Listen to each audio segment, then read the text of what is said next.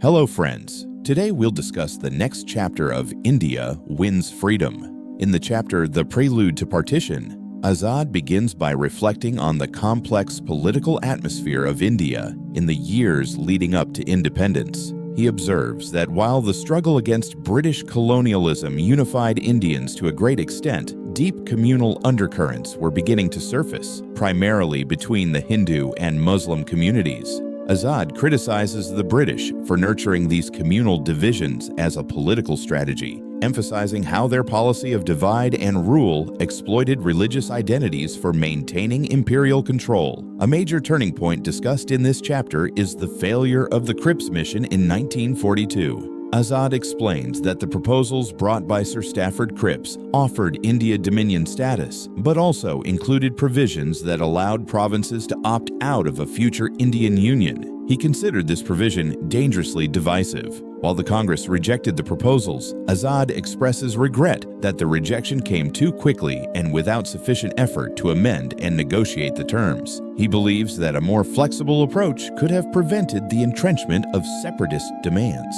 Azad then turns his attention to the Cabinet Mission Plan of 1946, which he saw as the last viable opportunity to preserve India's unity. The plan proposed a three-tier structure, a central government with limited powers, groups of provinces with significant autonomy, and individual provinces. It was designed to accommodate the concerns of both the Congress and the Muslim League. As Congress president at the time, Azad worked tirelessly to gain support for the plan, believing it to be a reasonable compromise. However, Azad recounts with sorrow how this opportunity slipped away due to shifting political attitudes. After initially accepting the plan, the Congress, particularly under Jawaharlal Nehru's leadership, made statements that cast doubt on their commitment to the grouping system proposed by the plan. Nehru's public comments about revising the plan's terms once independence was achieved alarmed the Muslim League, which then withdrew its support and hardened its demand for Pakistan.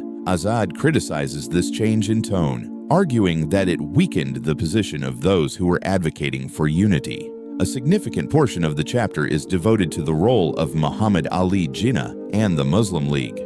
Azad reflects that Jinnah, who had once been a strong advocate for Hindu-Muslim unity, had become increasingly rigid in his stance. However, Azad argues that Jinnah's initial push for Pakistan may have been more of a strategic demand meant to gain political concessions rather than a genuine desire to divide the country.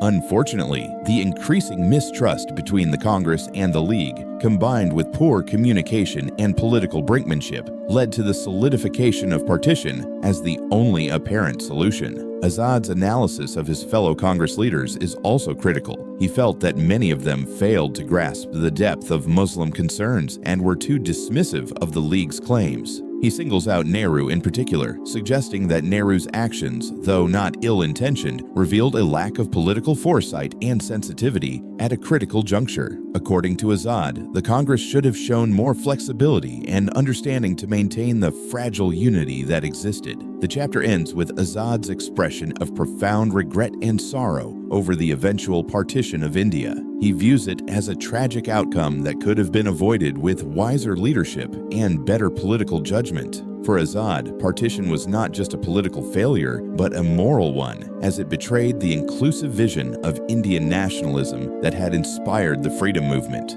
The communal violence and human suffering that accompanied partition, in his view, were avoidable consequences of mistakes made during this pivotal period. In conclusion, The Prelude to Partition is not only a historical account, but also a deeply personal and emotional narrative. Azad mourns the lost opportunity for a united India and uses the chapter to warn future generations about the dangers of communal politics and the need for inclusive, compassionate leadership.